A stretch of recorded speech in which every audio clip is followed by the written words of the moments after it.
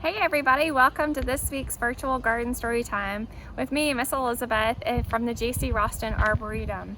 Super excited this week because we're going to read I Took a Walk by Henry Cole, and then we're going to go for our garden walk with Miss Kathy, one of our children's program volunteers at the Arboretum, and then Miss Joy is going to show us how to make our own nature journal. All you need is a sheet of paper and a pair of scissors, and then you can go on a walk in your garden. Let's go read the book. I Took a Walk by Henry Cole. One spring morning, I went for a walk and followed the path to the woods. I sat in the cool shade and poked my head through the soft ferns. I saw a camouflaged fawn. Can you find it? She's right there. An ovenbird. An ovenbird's nest. Fungus on a fallen log. Can you guess what that might be? It's the mushrooms, right? A deer antler. A zebra butterfly. You found it. Jack in the pulpits. A grouse family. They're hiding way back there. A woodpecker. Can you find his red head? Yeah, he's right up there. An owl's home. It's probably here in the dead tree, right? A tiger beetle. Can I find a tiger beetle? He's over here. A signs of squirrel. Signs of a squirrel. Yeah, it's probably the nut that's been opened up. And a millipede. I bet you guys have found some millipedes. They're right there in the leaves, right? Oh, we missed the hawk. Sorry, the hawk was right over there. I wandered out of the woods and into the meadow. I wonder who's watching me. I lay down in the middle of the meadow and smelled the sweet red clover. You see all the clover? I saw a quail. You can also call it a bobwhite. Do you guys see one? Yeah, he's right there. The tail of a black snake. Anybody find that one? Yeah, it's down here in the corner. A milkweed beetle. Yeah, that's right there. A meadowlark's nest. See a nest, a bird's nest anywhere? Yeah, right there. It's got 3 eggs in it. A male box turtle. Where could a turtle be? You guys already found that one, didn't you? A monarch butterfly. Yeah, right up here. It's on the milkweed. A grasshopper. Where do you think a grasshopper might be? That's a tricky one, isn't it? Oh, it's right there. A wolf spider. There it is down there. A butterfly chrysalis. It's right up there. A spittlebug's home. You guessed it. A skipper butterfly. You guys probably have seen some skipper butterflies out at the Arboretum. We have a lot of those. It's right over here on the clover. A soldier beetle. That's this one over here. Fireflies. We haven't seen any fireflies yet in my yard. Maybe soon if it keeps on warming up, right? Do you guys see the fireflies? Right there. There's 2 of them. Oxeye daisies. Anybody see any daisies?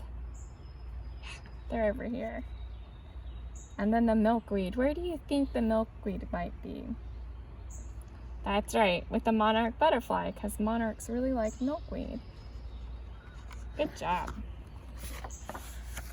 I found a path that led to a meandering stream. I wonder who's watching me. Who might be watching you at a stream?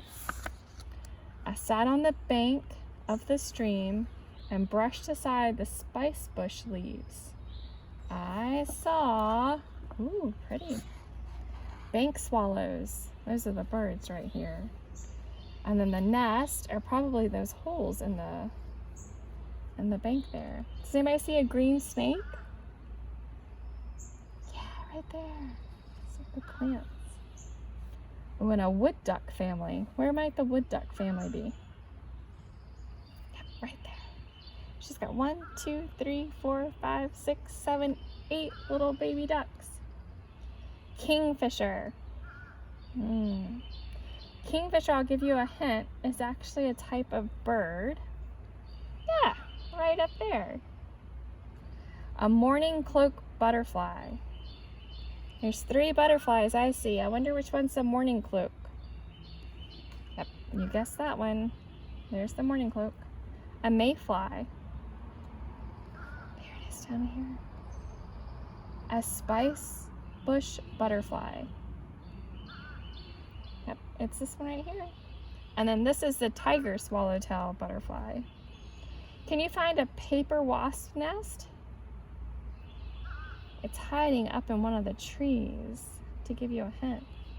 Yeah, it's up there. Ooh, and a sign of a beaver. What are some signs of a beaver? That's right, when they chew the tree, right? And they make it almost into that point when they're trying to take it down. And then deer tracks. Right along the bank of the river there.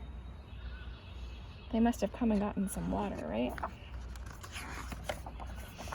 I followed the stream and came to a pond.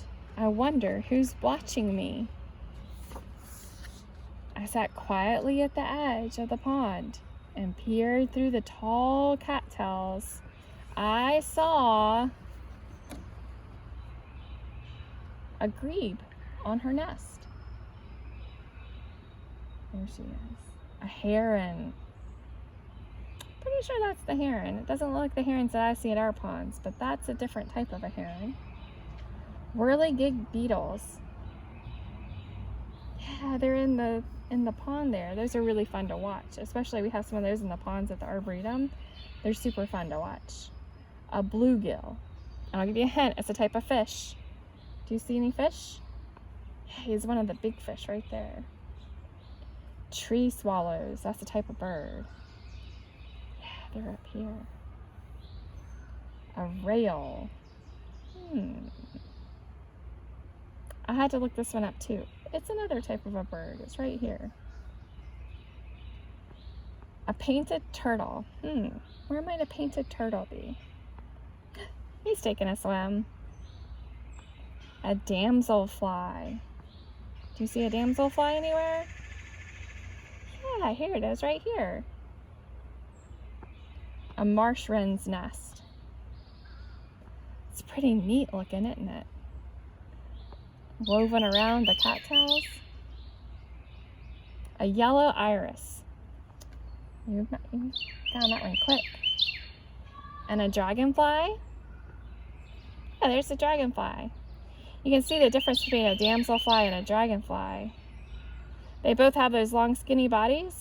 But the damselfly holds its wings above its body and the dragonfly has theirs flat out when they're sitting. We have both of those at the ponds at the Arboretum. They're fun to watch as well. A minnow. Where's a tiny little fish? Right there. And then water lilies. It's making me remember the ponds at the Arboretum. How about you? So now it's your turn to find a place to sit and watch and listen. And what do you see? I hear a bird right now. A bird has come to sit with me. And there was our guide. Hi, I'm Kathy Mack. I'm one of the volunteers at the Ralston Arboretum. Usually I'm working in a children's program with Ms. Elizabeth, but today I'm home and I would like to show you some of the things growing and living in my garden.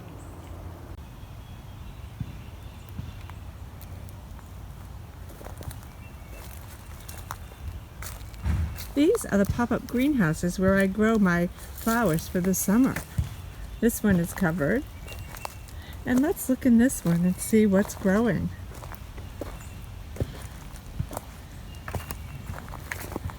I started all these plants from seed. We have marigolds and zinnias and ornamental peppers.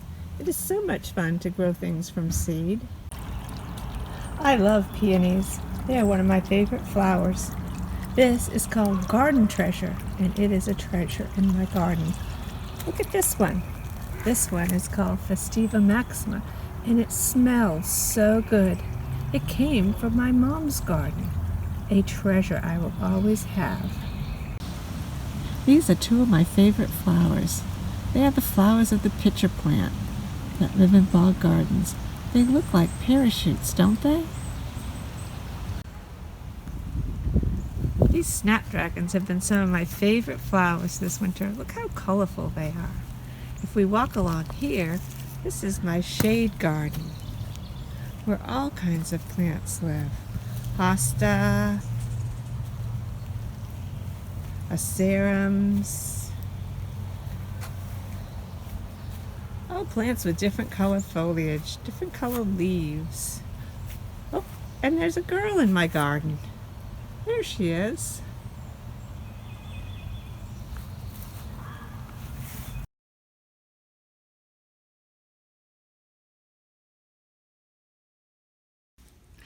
Good morning, Miss Joy here from the J.C. Ralston Arboretum, and today we thought we'd help you make a miniature nature journal that you can take on your walk in the garden to record what it is you see. It's always fun to look closely and to make records and to ask lots of good questions while you're out and about.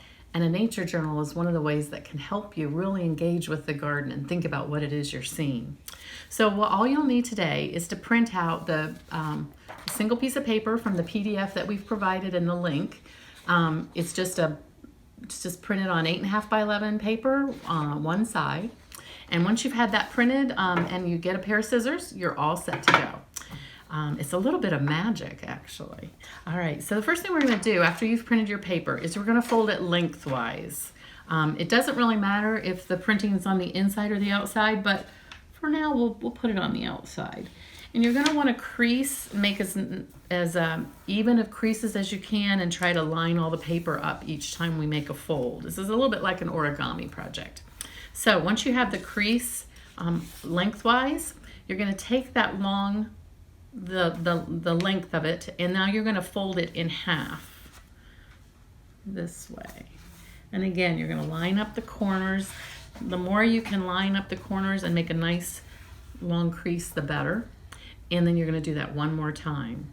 And again, you're folding it in half again.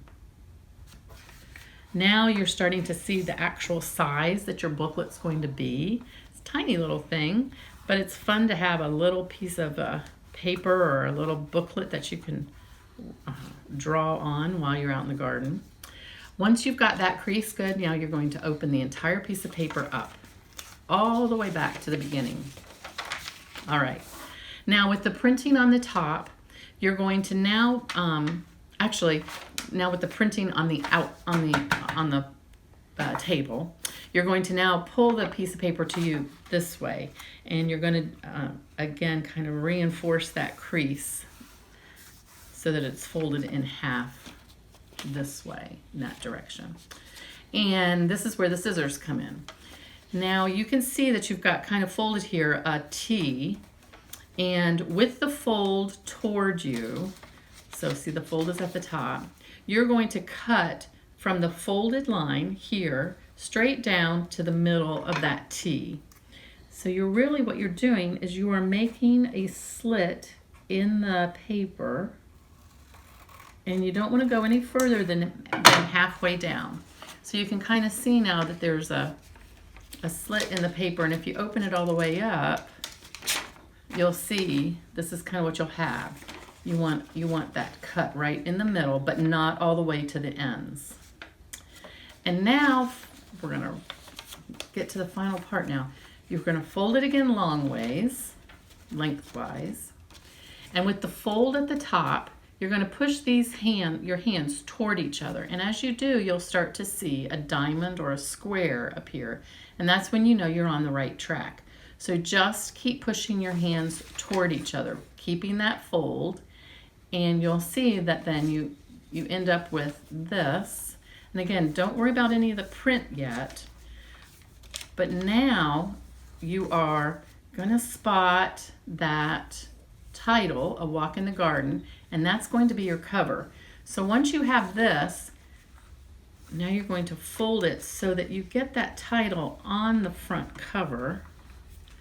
And this has gotten a little crooked on me, but not too bad. And you end up with your miniature nature journal. And if you turn the pages, you'll see that you have 4 pages to record things on. Isn't that cool? And it gives you a way to think about what it is you're seeing out in the garden, to record it. And what could be fun is if you do more than one of these, over a series of days, you would begin to see some patterns or some things that are changing in the garden as you go, and that can be fun. So we hope you enjoy your walk in the garden. Take your little miniature nature journal with you, with a pencil or some color markers or crayons, and record what you see. And then share it with us if you would. We'd love to see what it is you're spotting out in your garden. Have a great day.